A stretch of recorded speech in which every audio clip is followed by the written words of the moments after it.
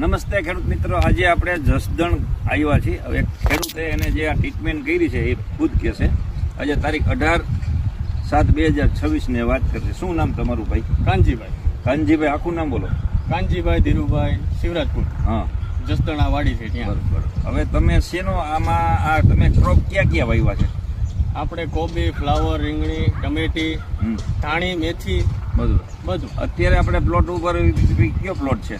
અત્યારે આ મરચીનો પ્લોટ છે. આમાં મરચીમાં તમે શું પેલા કેવી હતી ને શું માર્યા પછી રિઝલ્ટ મળ્યું? પહેલા આપણે એકદમ હાવાનો મૂળનો વિકાસ નતો થયો પાણી પાવા છતાં, અને એકદમ ગ્રીનરી કે એવું કાંઈ હતું જ નહીં, કુકડ ને એવું બધું હતું. અને આ વરદાન માર્યા પછી નવું વરદાન મળી ગયું એ રીતનું જે તમે જોઈ શકો છો. ગ્રીનરી આ મરચા અત્યારે આવી ગયા. જો મરચા લાગી ગયા છે. 25 દિવસની મરચી છે આ. 25 દિવસની વરદાન માર્યા પછી ક્યાં કે ને વરદાન સ્વરૂપ એવું લાગી ગયું છે. અને મરચા લીટિયા ને અમુક જો ઘીર કચા મરચા બની ગયા. તો વરદાન વિશે તમે મિત્ર શું કહેવા માંગો છો? મને આમાં રિઝલ્ટ 100% મળ્યું છે. હા, બરોબર.